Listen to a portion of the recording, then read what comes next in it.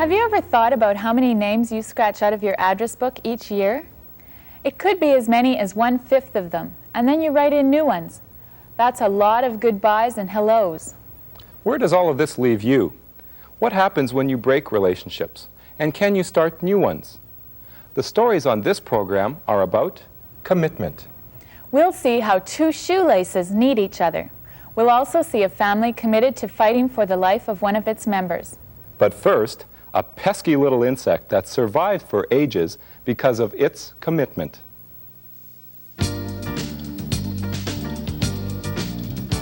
If you're ever looking for an example of stubborn commitment, consider the pesky mosquito.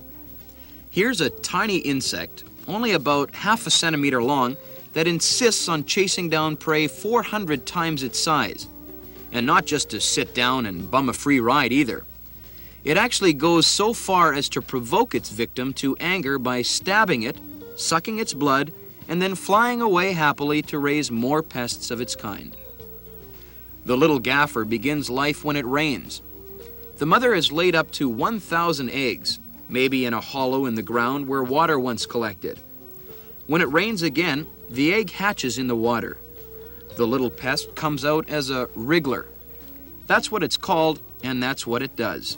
Squirms around in the water just under the surface.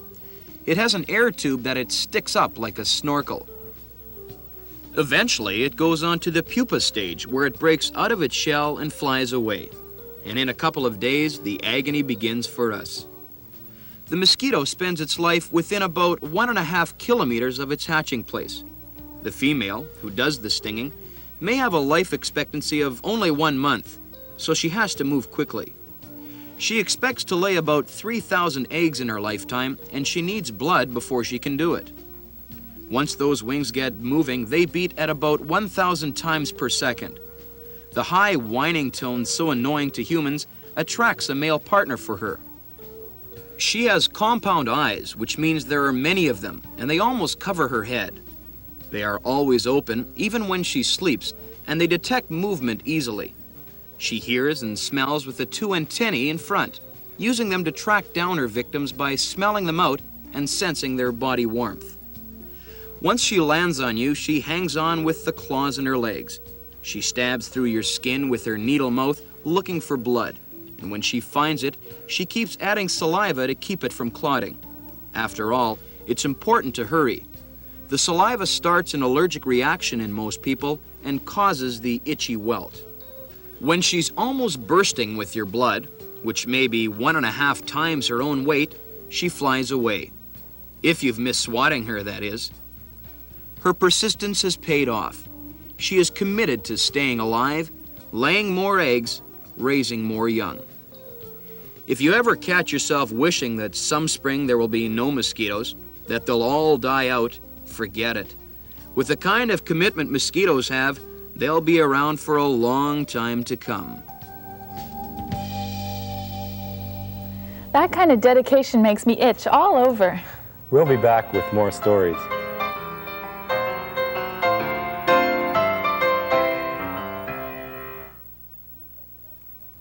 Many of our daily experiences teach us about commitment to school friends and family members.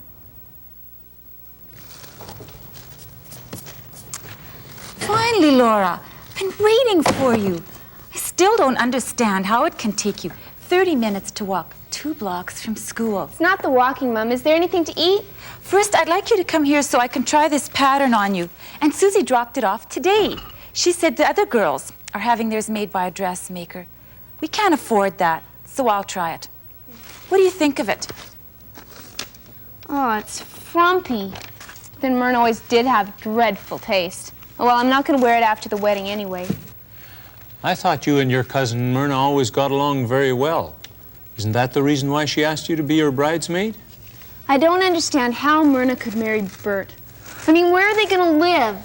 On his farm? In that shack? It's a house. It probably doesn't even have running water. I don't understand why a girl with jewels and furs and money would want to marry a struggling farmer. Laura, I think it's called love. What if he's just marrying her for her money? I bet you that thought never crossed her mind. Myrna is a very thoughtful person. I'm sure she has thought of everything. She knows that marriage is a lifetime commitment. That's not what people think in school anymore, Mom. And that's too bad. They think it's just a piece of paper. Is that what you think? Well, what if she made a mistake? Or what if he changed? Or what if he really was just marrying her for her money? Would she be stuck with him for the rest of her life? Real love leads to a lifetime commitment. For better or for worse. And when you work on love, it grows. Can you turn around slowly? Mom, can you hurry? Pam asked me over. We have to clean their garage before we can go to the concert this weekend. What garage? Their garage. She's not allowed to go out until it's clean, so I offered to help. You never clean our garage. Dad, she won't be allowed out unless I do. If I hadn't promised, I wouldn't go back. It's lots of work. Spider webs layered 10 deep. Ugh. But you are going back? I promised. Maybe you know more about commitment than you think you do. No one can live totally alone. Sooner or later, we need to depend on someone else for basic things. But also, we need someone to cheer us up when we're discouraged, or when we're in the middle of doing a job that's too big for us. That's when we need someone we can really depend on. It's like the closer the ties, the more we can depend on them.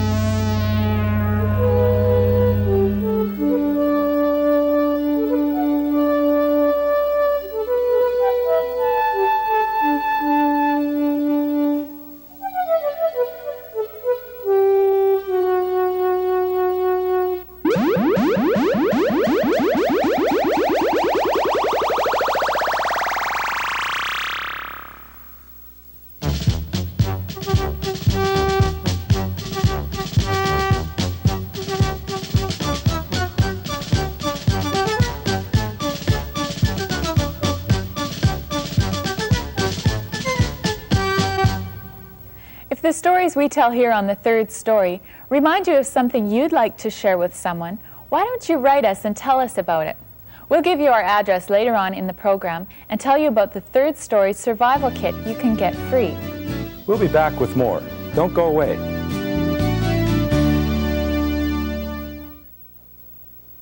When you get into trouble, it's very nice to have someone nearby to help you. Our next story is about a family that worked really hard together to support one member with a major heart problem. They depended on each other, on people in the hospitals, and on God. Here's how the parents, John and Mary Ann Nickel, tell it. When Andrew was born, we were very pleased that God had given us a son who looked normal and responded well. I guess he was about 2 weeks old or so when we were home. We noticed that he wasn't responding as well as we would have liked to. When the doctor examined him in Steinbach, he recognized that there was a heart murmur, and it was early the next morning that the doctor called, indicating to us that he felt it was a fairly serious problem, that we should transfer him to Winnipeg as quickly as we could. It was obviously a very serious situation. The heart test showed that the main artery going out of the heart had a narrowing in it, and that was not allowing the blood to go through, and so his heart was failing. It also showed that one of his valves wasn't working properly. We just went to our car and we just prayed. It was at that point that we simply had to decide that we were willing to give our child back to God if that was what he chose to do. To come to that realization is not an easy one. That first year after that surgery, he was in and out of the hospital quite a number of times. He would be all right for maybe a month or 2 months possibly, and then he would go into failure. After a year, he was deteriorating again, and the doctors determined that the best chance for him would be to try a surgery again. We did not realize that that surgery was the beginning of our longest year with him. He had his second surgery in July, and by the end of July we took him home, and we just felt we needed a break. So we took him to BC. We were having a holiday. By the time we got home, he was in serious problem again. In November, he had his third surgery, and this time they decided to try to work on the valve. The valve was just lying open, so the blood would just flow through and the door wouldn't shut. So they tried to fix it, and it didn't work. After that, he was very sick. He was on a respirator for 3 months, just battling, trying to stay alive. It was a tough time. The doctor felt very much that it was our support of him that was keeping him going. And so we came in with the older 2 boys. We would spend time in the intensive care, which is usually not allowed, but in our case they let us do that. And he was very much encouraged to see his brothers every once in a while. And just that spark of life in his eyes that would come when he would see his brothers would bring tears to my eyes. I remember one night when I was putting him to sleep and he was having a great deal of trouble settling down. And he didn't want to lie down, he was crying, and one of the nurses, Lorna, came in and she said, "Let me try it for a little while." And she sat down with him and she started stroking his back and started singing songs to him and just settled him down, and in no time he was sound asleep. We finally got him to the point where he could breathe on his own. We got him out of intensive care and onto the ward, and within 2 weeks he was sicker than he had been for a long time. It was in this kind of situation that he went into his 4th surgery. The recovery was a very slow one. There were some complications that went along with it, and he spent over a month in the intensive care unit. And when he finally turned the corner, it was just so exciting. Wherever I would go, there were people who would come and share with me how they had been praying for our boy. And what impressed me especially would be little children, Andrew's age, that would come and say, "We're praying for Andrew."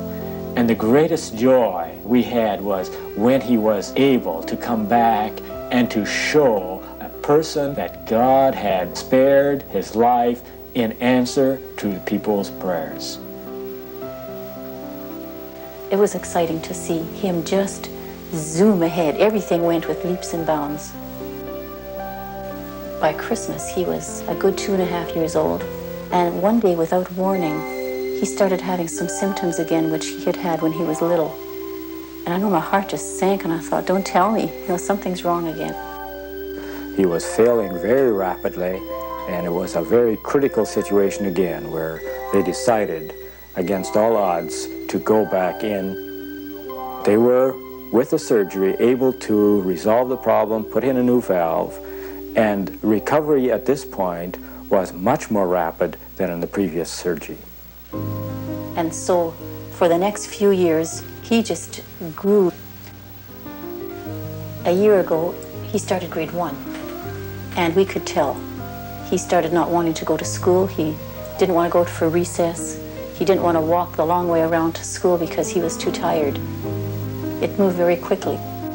The doctor informed us how very serious the situation was again, and that they would have to operate just as quickly as possible.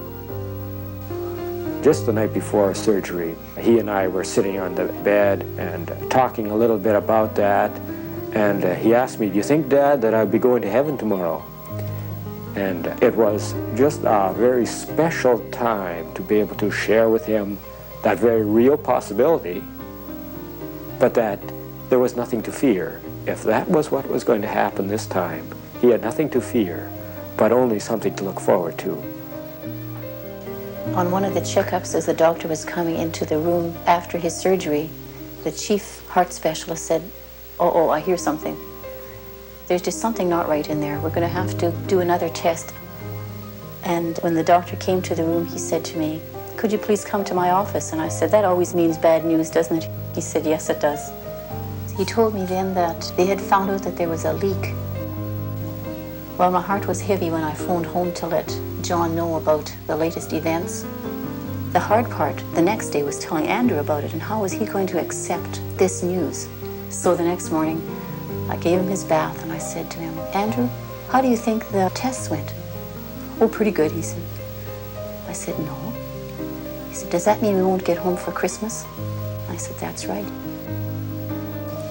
He smiled at the nurses as he left when the nurse came to give him his needle, but he was very positive even about that, and left smiling and waving out of the elevator, which was just an amazing thing again.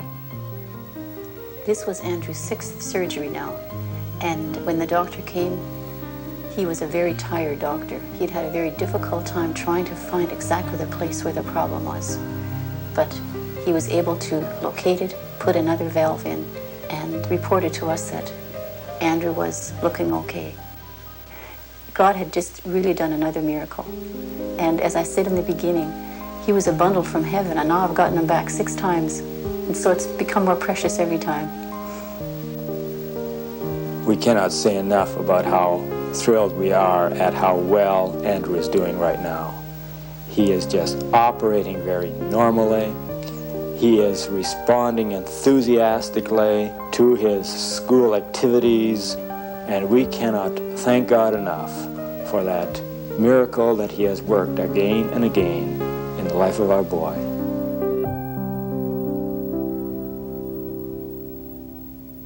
Isn't it beautiful to see people so committed to helping each other? That's right, Phyllis. But there may be times when no one around us cares. That's when a commitment to God is especially important. We can always trust in Him to go with us. The people who wrote the Psalms in the Bible said it with deep meaning. Here's part of Psalm 37. Never envy the wicked. Soon they fade away like grass and disappear.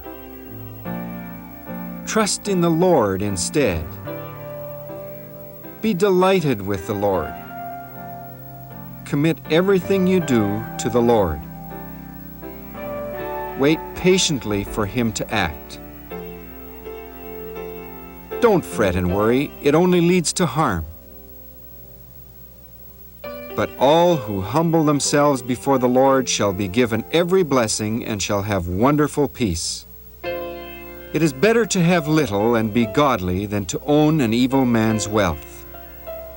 For the strength of evil men shall be broken. But the Lord takes care of those He has forgiven.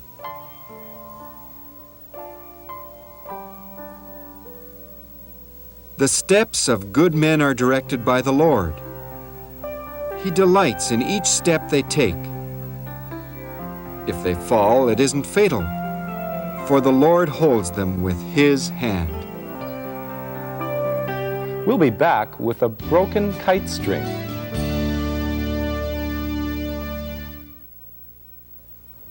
You're going to have to watch closely in this next story.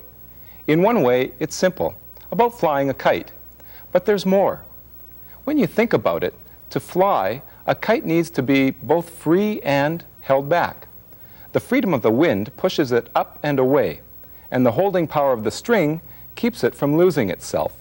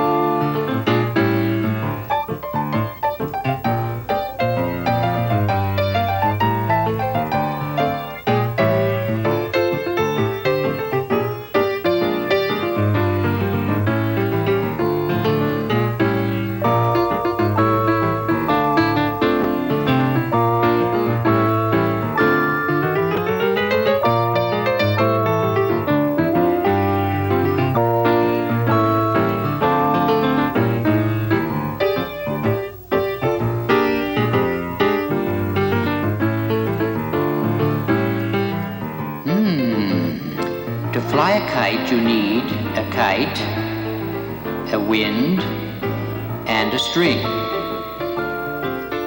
You can't fly a kite without a wind and a string.